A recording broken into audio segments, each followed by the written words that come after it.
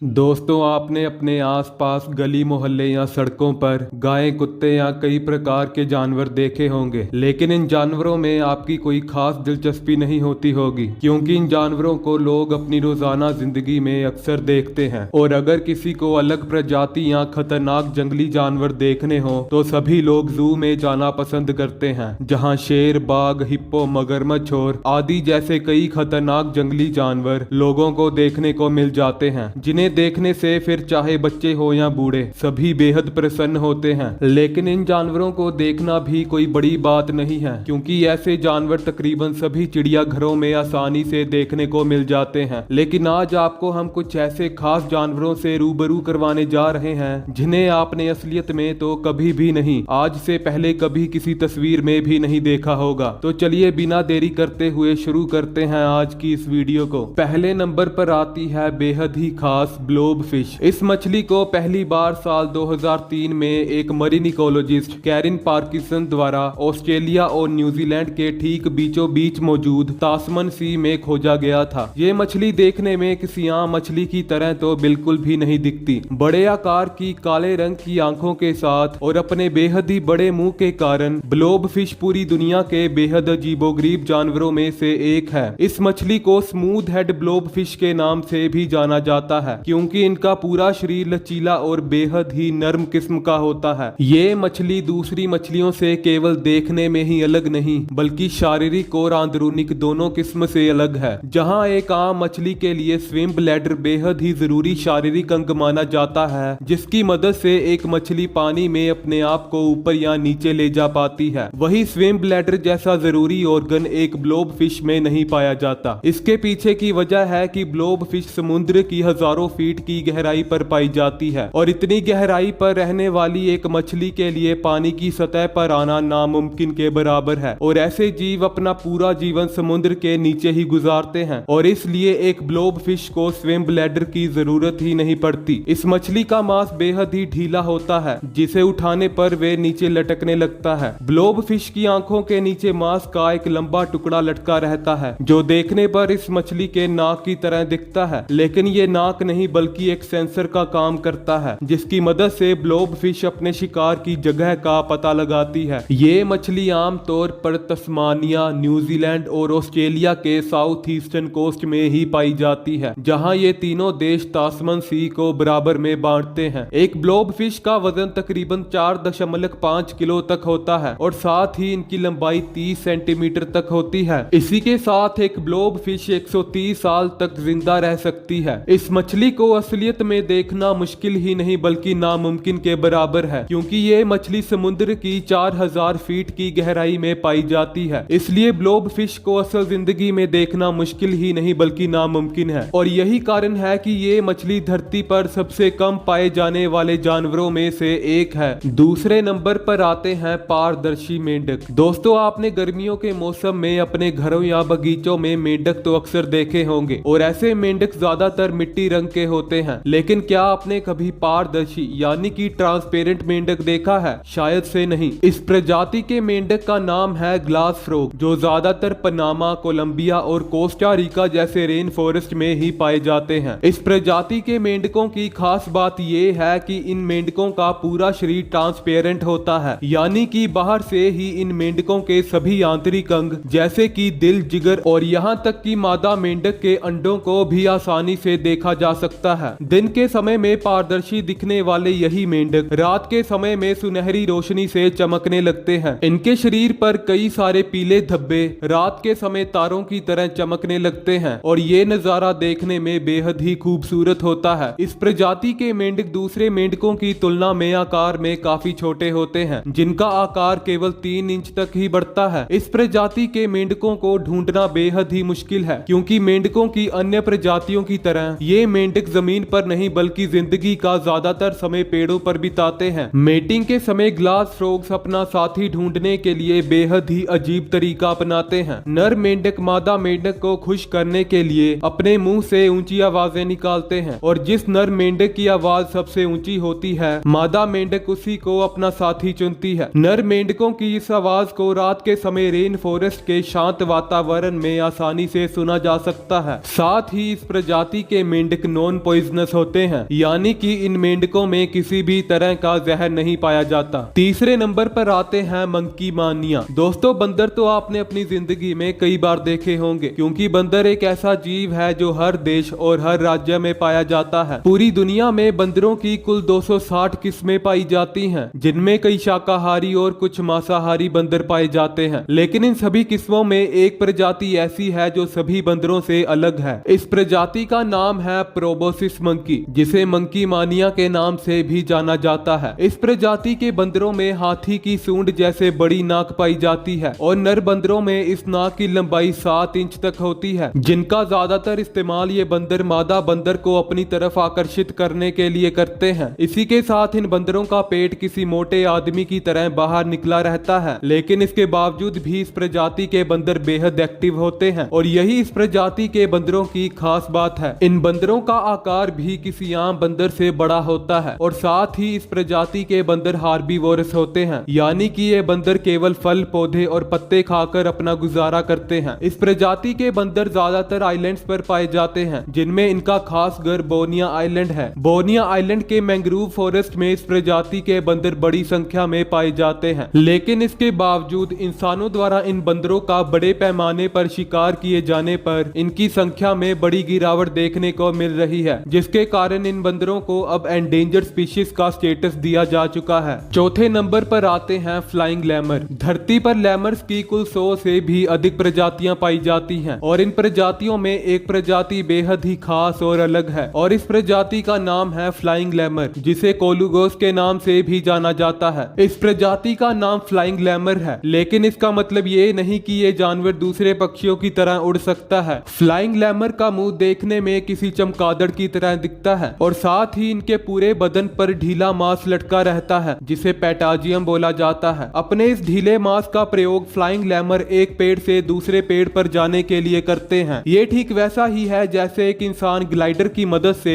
उड़ते हुए दूसरी जगह पर पहुंच जाता है। इसी के साथ फ्लाइंग लैमर बेहद ही सुस्त और आलसी किस्म के होते हैं, यहाँ तक कि फ्लाइंग लैमर 24 घंटे में 17 घंटे पेड़ों की टहनियों पर उल्टा लटक कर सोने में बिताते हैं। फ्लाइंग लैमर ज्यादातर इंडोनेशिया, थाईलैंड, मलेशिया और फिलीपाइंस के जंगलों में ही पाए जाते हैं। फ्लाइंग लैमर्स को दिन के समय ढूंढना बेहद मुश्किल है, क्योंकि दिन के उजाले में इस जानवर को केवल एक काम करना पसंद है और वो है पेड़ों की टहनियों पर उल्टा लटक कर सोना। ये जानवर केवल रात के अंधेरे में ही बाहर निकलता है और बिना किसी शोर शराबे के अपने पसंदीदा फल पत्तों को खाकर फ्लाइंग लैमर दोबारा से एक गहरी नींद में लीन हो जाते हैं। पांचवा और सबसे आखिरी जानवर है लाल होंठ वाली बेटा फिश। ये मछली देखने में तो किसी आम मछली की तरह ही दिखती है, लेकिन एक चीज है जो इस मछली को बाकी मछलियों से अलग दर्शाती है और वो है इस मछली के लाल लाल होंठ। जी हाँ, इस प्रजाति की मछलियों के होंठ किसी सजी सजाई औरत के जैसे